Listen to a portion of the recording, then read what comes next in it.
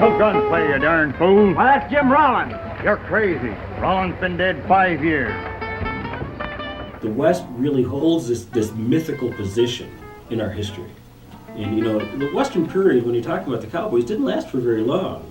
But if you take a look at how people treat it, you know, just think of how many Westerns were made. It was like a gold rush on cellulite, so to speak. And they were creating this mythic American hero, but he was all white. It's good to be riding again with you, Tex.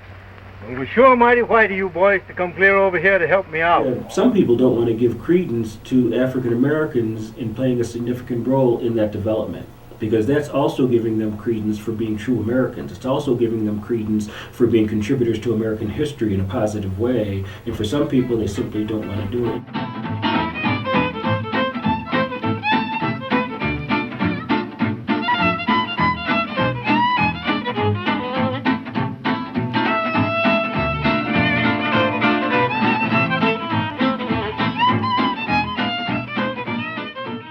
Well, I'm a rodeo cowboy. I used to ride bulls, and rodeoing and cowboy is a culture.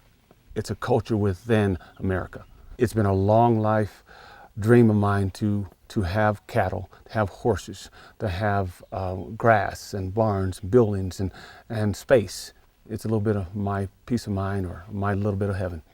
A lot of people still don't think there's any such thing as a black cowboy, African-American cowboy, and there really is. The black cowboy is significant because, as with the white cowboy, it's the cowboy that's the iconic image of the American West. I didn't know that they existed. So when I moved out west and started experiencing the Western culture, that's when I realized there were a lot of black cowboys. I grew up around Westerns, so I always wanted to be the cowboy, and I always thought I was going to be the first black cowboy, but much to my surprise, they had black cowboys all the time. Hollywood and the mainstream media ultimately wrote the black American out of the whole Western experience. We want our people to know what the West was really like, okay? And as you know, 1 in 3 cowboys were black.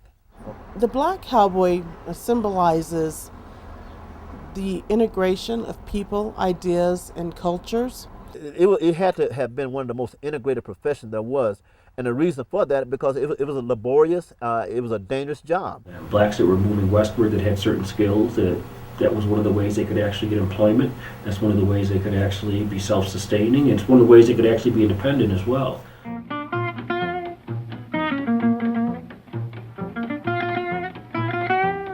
Rodeo is basically a streamlined version of Buffalo Bill's Wild West show. It is definitely a sport, but it's more a cultural event. It's more of an exhibition of history.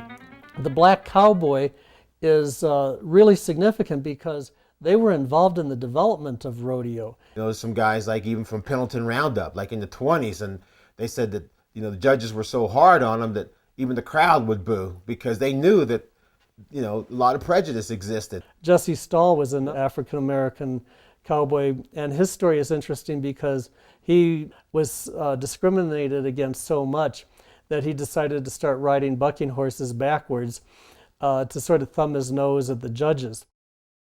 He was probably one of the world's best bronc riders, if not the best, at that time when rodeo was just forming into an organized sport. And the thing is, during the old Jim Crow era, a lot of the black cowboys couldn't rodeo during the performances. That they had to rodeo after the, either before the performance or after the performance. So, but they couldn't be in the actual rodeo. Murtis Dykeman, the first black to ever qualify for the National Finals Rodeo, and they said if Murtis Dykeman hadn't been black, he would have been a world champion.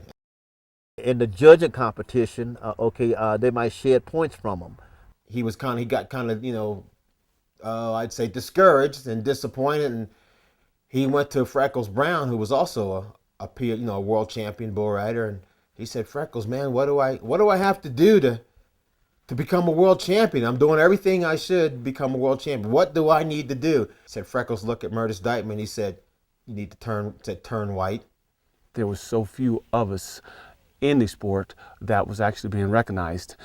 I remember an incident in Colorado Springs, and there's lots of them, but I don't want to dwell on it, but I ended up at a rodeo in Colorado Springs, and I rode the same bull that another guy rode in a different performance. He won first place. I didn't even place. But you know, as we have become more tolerable of each other and more educated, you know, a lot of that stuff is going away.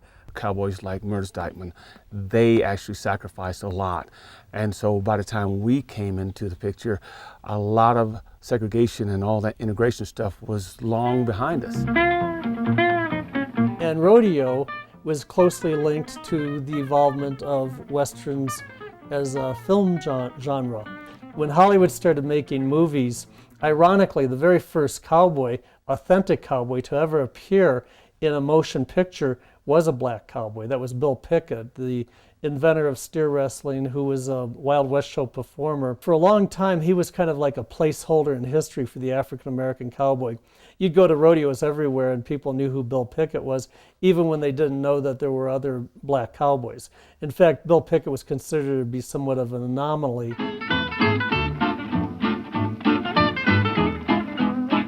So this whole cowboy culture that was emerging out of the teens and the 20s and the 30s and so on was really being sanitized to appeal to the ticket buying public.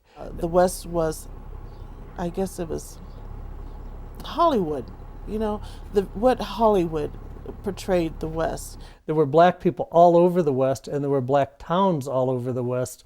And yet, if they were making a Western movie and if there had been a black cowboy on the set and he somehow gotten the shot, it probably would have ruined the shot. How often did you see a black cowboy on Bonanza or Rifleman or some of those? Never. I don't remember ever watching any of those and seeing a black cowboy. They might have had one in the background. When they do put black characters in these movies, usually it really does come across as a token black. Popular culture has that void where blacks aren't in the West, and if they are, you'll have a sidekick as a black. What's the matter? Please, Bob, tell me that ain't what I think it is. Looks like blood. I was afraid of that.